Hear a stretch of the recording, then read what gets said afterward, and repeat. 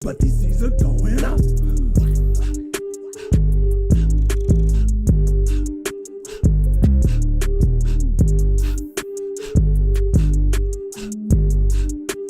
Nothing but up.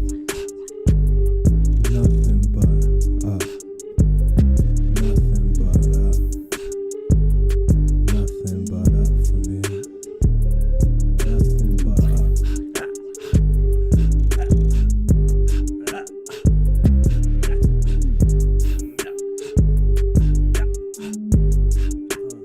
The names are going up.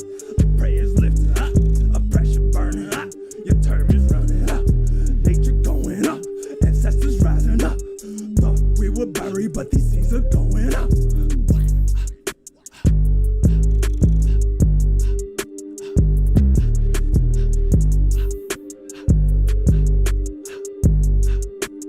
Nothing but up. Nothing but up.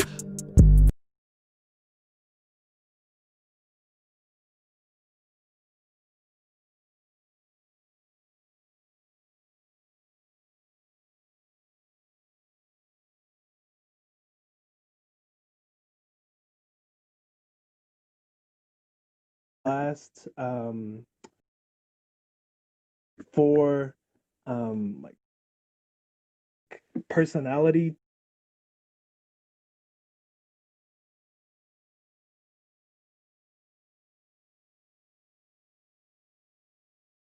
Huh? Oh man. You know how sometimes you ready every time and then sometimes you're like getting ready as you're Getting ready. bro, Yeah. just excuse me. But Oh, yes, we're in taking the we're gonna follow up the last we did chapter 2 yesterday, and I'm gonna summarize chapters 3 and 4, talking about the defensive modes that we have in our communication styles. Uh, surrender yesterday, and the passive and the aggressive forms, which was surrender, betray, and surrender, sabotage. mm, And today, chapter 3 is about withdrawal. And withdrawal is the second category. And when we withdraw during an interaction with another person, we pull back so our position can't be seen. Instead of surrendering, we take cover. mm, We may hide certain thoughts, feelings, beliefs, and behaviors, or even physically retreat from the scene. mm, So withdraw escape is the passive personality type that Sharon Strand Ellison talks about. And our motive here is to protect ourselves from escaping from some interaction. Some of mm, us may not even regard this kind of withdrawal as defensive, but rather just as unwillingness to engage in negative or unpleasant conversation. mm. We suggest that we are above power struggle when we say to a third party, well, I wasn't going to fight over it. If he wants to think that way, let him. Right. When we do not set clear boundaries or express our opinions in any way, we are still often acting defensively. Mm, And so she says that can manifest in physical withdrawal, mental, emotional, verbal withdrawal, and withdrawing behind a veer of responsiveness. Formats of withdraw escape, it says there's physical withdrawal, which can look like walking out, leaving the physical setting in order to avoid a conflict or some kind of stressful interaction. I've done that. Quitting or moving. Quitting a job or moving to a different location to avoid ongoing stressful interactions with someone. yeah. Says there's mental or emotional withdrawal, which can be attention withdrawal, withdrawing your attention from someone who is talking to you by such things as daydreaming, looking out the window, or reading. Yeah. Can also look like emotional withdrawal, with emotionally withdrawing, hiding feelings or beliefs about what someone is saying in order to avoid conflict. This is Taking the War Out of Our Words by Sharon Strand Ellison. I've been Yes. looking for a PDF on the internet, and the only thing I found is archive.gov, which allows for you to rent it online for an hour. It's kind of odd. Yeah. We gotta find it. A lot of us need. I need to read that.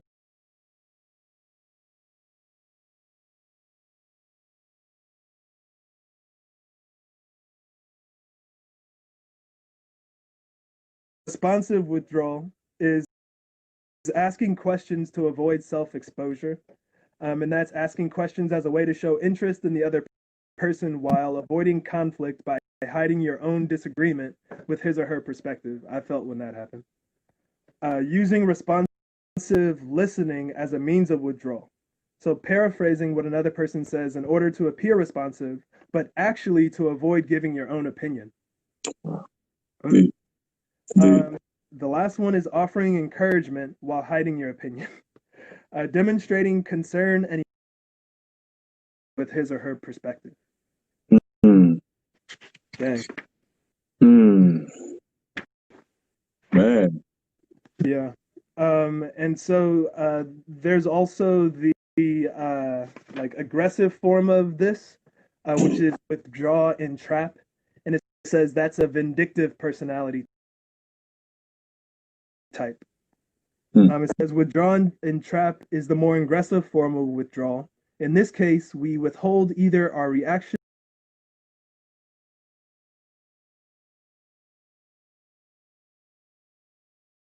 into some kind of trap. Person may get nervous and say something inappropriate, or may not do some job correctly.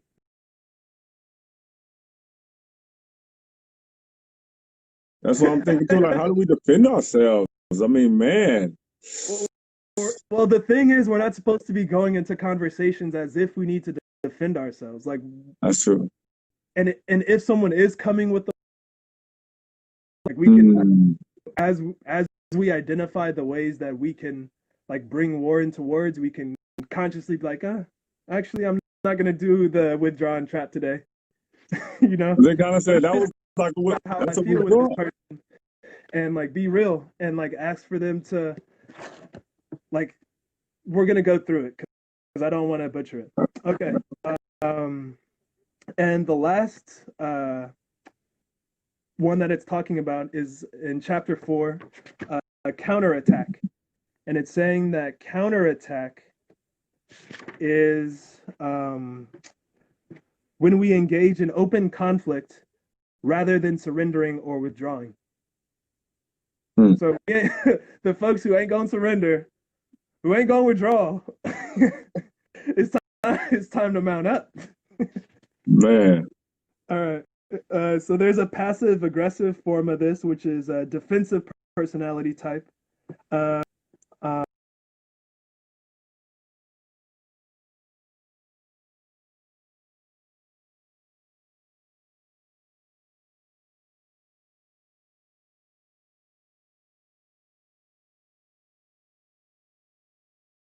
Facts. Bruh. So be dead. I'm just listening, bro. No, I feel like that's what they're talking about. Man, I'm like just facts. boom. No, I think that's what it's saying. It's like, all right, so I'm gonna go on the attack, and I'm gonna justify what I'm saying with facts. That's yeah. I'm not sure. No, I'm taking the word out of my words too. Hopefully, that was factual though. No, yeah, hey. Okay, then we got the aggressive personality type, which is counteract blame, and they simply defending. Wow. So yeah, those are the 6 defensive reactions in the 3 like overarching sections. The first is surrender, which has 2: surrender betray and surrender sabotage. There's withdraw, that has withdraw escape and withdraw entrap. And then there's counteract, which has counteract justify and counteract blame. And maybe what we'll do, or maybe what I'll do, I'll have to find a camera because my phone isn't good, and I'll post them on the internet so we can reference them. That'll be dope. Yeah. Make a little slide on the page, like a little post with the slides. Yeah. That's what's up. Wow. Wow. So yeah, next week we're gonna go into how we can after having analyzed ourselves this week. And, you know, I feel like I got some work to do, even though I've been working at it, but it's fine because it's an iterative process, you know? No question, brother. Consistently. I mean, some of the stuff you touch on, I thought that was a part of me working on those issues, like, you know, not being so passive and, you know, trying to address certain things that I felt made me uncomfortable, conversations. Mm-hmm. But it seems like I still got a lot of work to do myself. Don't feel bad. Yeah. So now we're gonna get into Collective Courage, the book we've been going through for the past. It's been what 6 weeks now. This is the former mayor of Gary, Indiana, Richard G. Hatcher, because today was the day that he was born. Whoa, many years ago. And he did a lot for the Black Power movement. And yeah, so we posted a little bit about him on our page so y'all can get to know him. He's a reason there was a Black Democratic Convention in 1969. And Gary, Indiana is where we're starting today with the Consumer Cooperative Trading Company and education and cooperative education.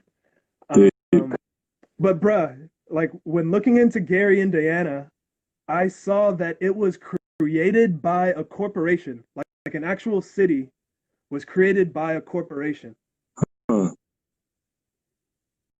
Bruh, we need to learn how to do that, bro. I'm trying to make a city. You want to make It's been done. That's all I can say.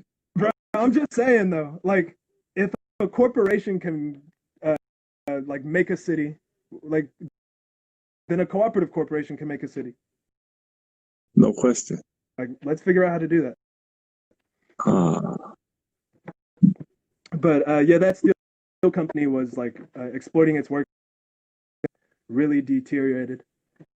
You remember Brother Ron who let us use the building of the West Contra Costa Youth Services Bureau?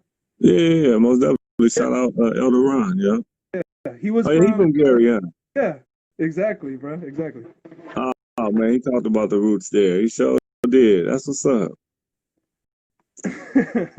We're gonna have to figure it out. What we're gonna call that city? I don't know. Black City. I don't know. Okay, so let's get into it, bro. We're getting silly. All right. The cooperative. So the Negro Cooperative Store Association / Consumer Cooperative Trading Company in Gary, Indiana, began with a study circle. And they were able to bring together 20 African American families whose incomes range from $50 to $1,000. Can you pull up that calculator? Yeah, I got you. They joined a study group in 1932 to address the economic problems arising from the closing of steel mills and the ensuing economic depression in the city. Oh, I'm down with that one. The discussed and focused on strategies that alleviated economic distress in Black communities. And their strategy was centered on cooperation, consumer cooperation. And so consumer co-ops are when the people that are buying the goods are co-owners of that store. And a good example is REI I'm sorry, they're nationwide. They have like over 150 stores. And another thing, bro, do you watch soccer? Yeah, I like soccer. Soccer though. So you know Barcelona, right? Yeah. They're a cooperative, a consumer's what? cooperative. The team? Yeah. They're owned by the fans. And so, like the idea can scale for sure. And we were thinking about it way back in the 30s. And what was amazing about Gary, Indiana, is that one of their lead members, Jacob L. Reddix, was a teacher at a local high school. And because he was like super into the information, he opened up his school to folks to come and learn and why it's making like billions of dollars a year, because they have their own university and they're able to train them and have a hand in the curriculum that's being created, something that we'll talk about later today. No question. And $1,000 back then in 1932 was worth $18,000 today, family. Okay, okay. So they definitely needed some support. And they were able to raise $24 initially, which they were able to use to get their first inventory of a buying club. And a buying club is when neighbors come together and decide that they're going to purchase select goods in bulk so that they can save money and buy it wholesale.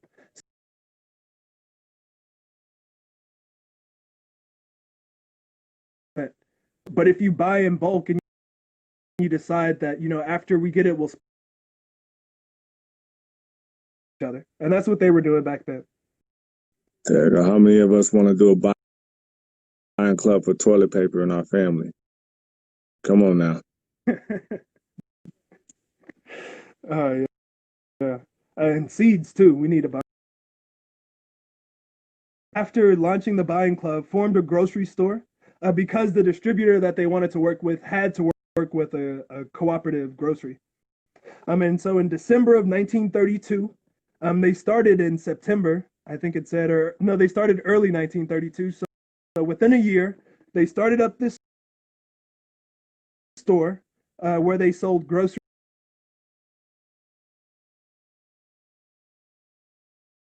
In the fall, concluded formal economic training was essential to what they were doing. And they got and the principal and many of the teachers belonged to that same study group and circle. Yeah. Bruh. And so not only were they studying and learning, but they're actually practicing cooperative economics. Yeah. That's the important part, right? That's the really important part. Duocracy. So yeah. So after thinking about and talking about history and philosophy, and also about how to organize and manage companies, women members of the first class organized a women and increased membership in the co-op. Okay, so now we starting to have little spin-off co-ops, and then there was a men's council and youth council as well. So not only were we like coming together on like a large scale, but we also said it was okay if women want.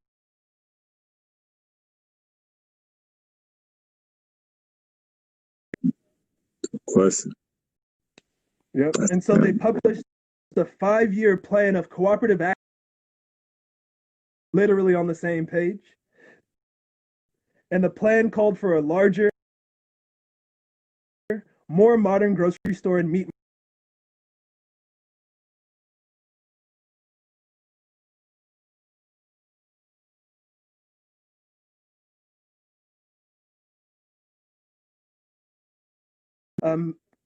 Closed after a year in operation. But it was replaced in August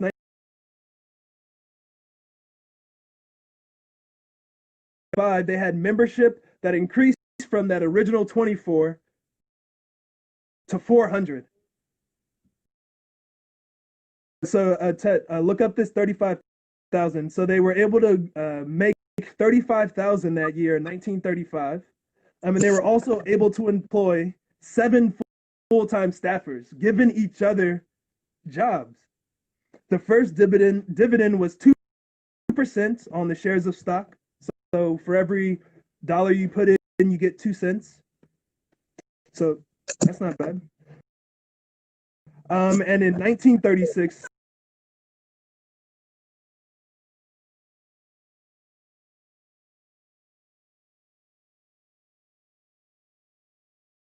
$655,000. Oh dang! Okay. 600.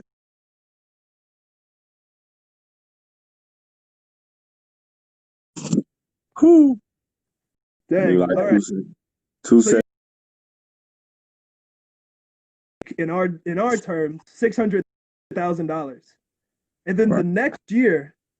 The next year they jumped to $2,900,000. Wow! Just shy of $3 million. Wow! In less than a year. Dang. Okay. All right. All right, so folks in the community were definitely making sure that they came to buy at this place, and the number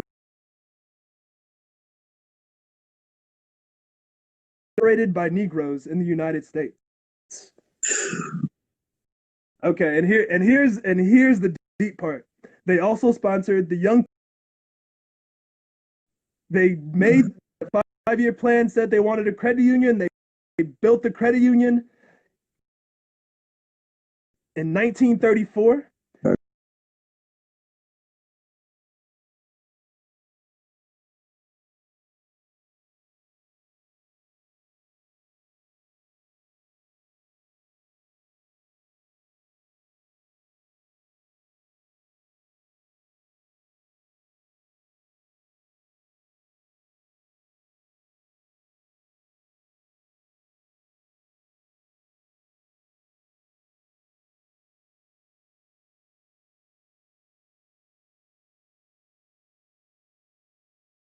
Target so that they can meet those goals. I'm assuming that they. Well, I hope that they did. Right. And if they didn't, like we got to make sure that we do that.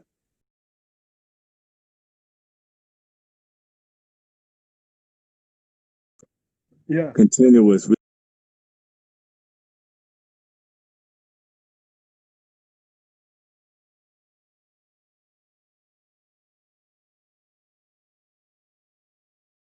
Consistently, like what you said, bro. Be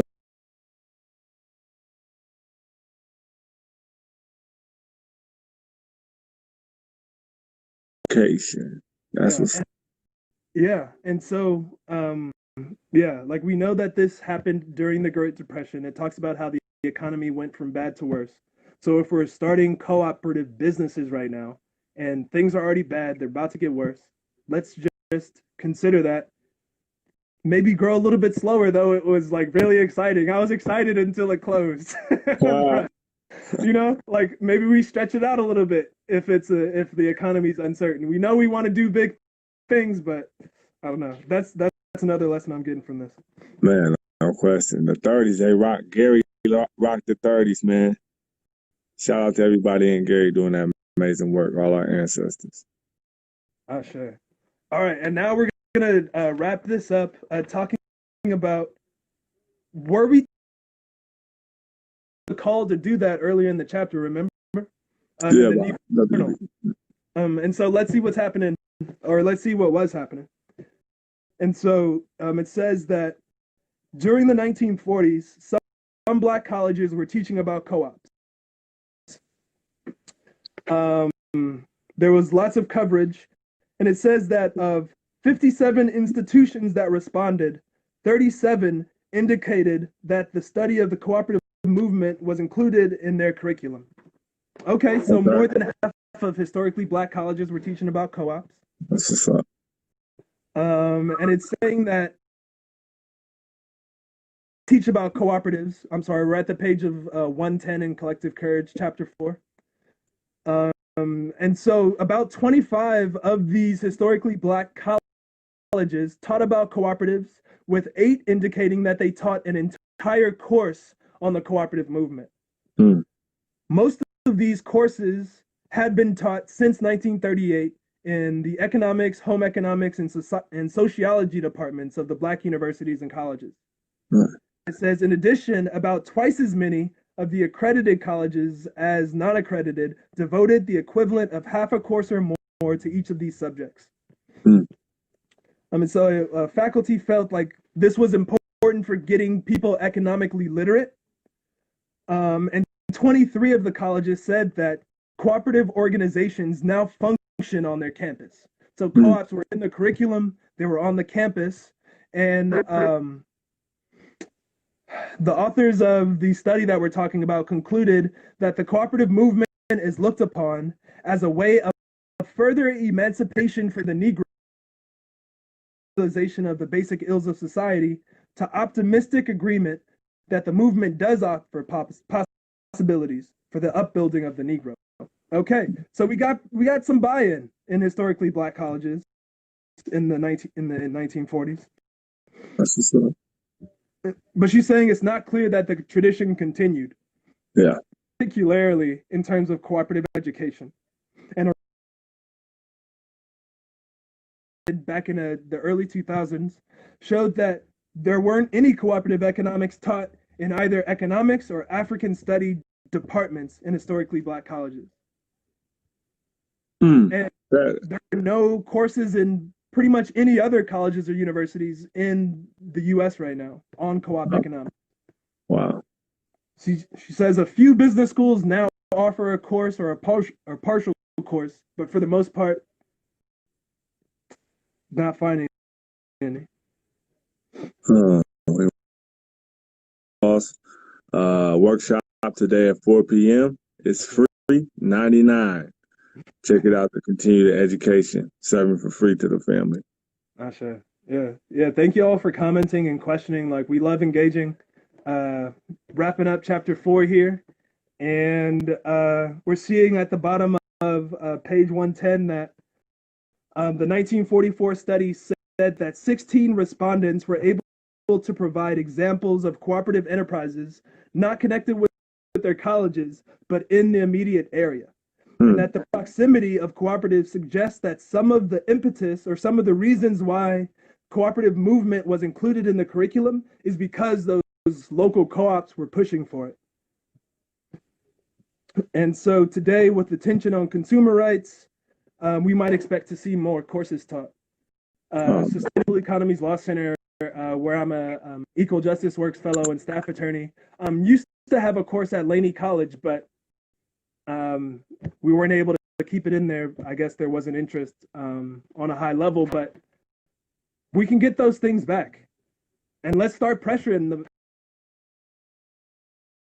by public money should actually be benefiting the public. Like, they should be responsive to us. And if they're not, then we need to make sure that they are. Because that was the reason they were created. Talk about it, bro. Yeah.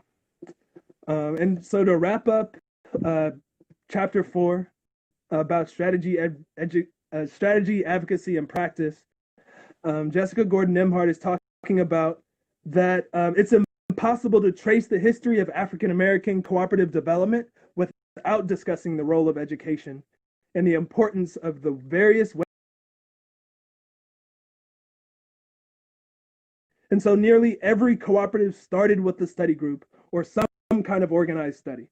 Many co-ops had shared information with one another and with the public using newsletters and articles and lectures. Many co-ops sent their members to co-op conferences or created during a 1938 study tour of cooperatives in Canada. A third of those participants were Black. And at a time when money was tight, they still went and did that tour. And so, in some ways, the history of African American cooperative development is more about the African American promotion of cooperation and efforts towards cooperative economic education than about the creation and success of cooperative businesses. Ooh.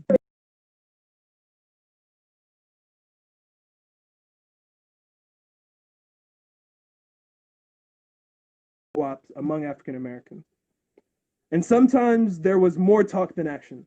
This is probably because the difficulties of capitalizing a cooperative business, but it is also because of sabotage by white businesses and white supremacists who do not want these efforts to succeed. Talk about it. And because of the prevailing ideology in the United States that cooperative economics was socialist, which was then and remains today a dirty word. Despite the difficulties they faced, African Americans did establish in U.S. history. And so the next 3 chapters will focus on that period.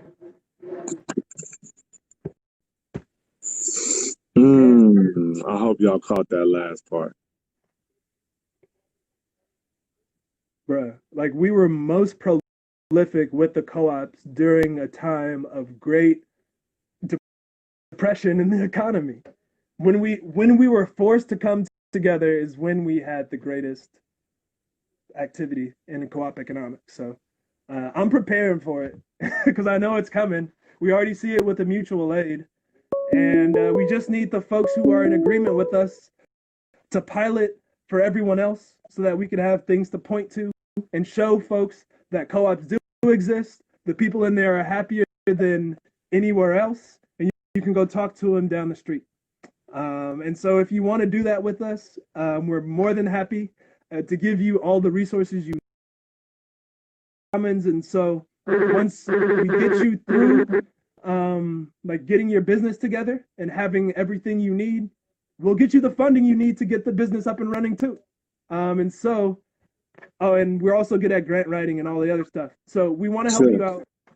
And we already do this for ourselves and for others. And the time is now. So join us and let's do it. That's it, family. That's it, man. Hey, beautiful week again. Very instructional. Studying, practicing, and putting in the work. We got a lot of comments. Much love, but you was dropping some facts. You kicked it the only way I know you know how. And this is just the first part. This is just a little snack.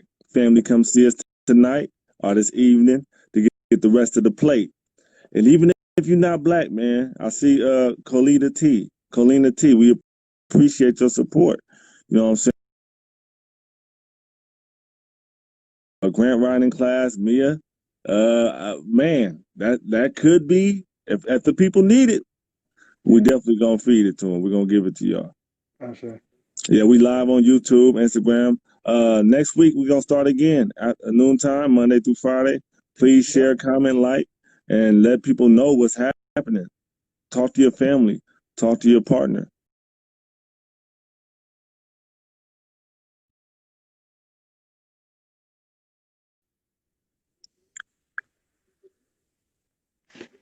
So much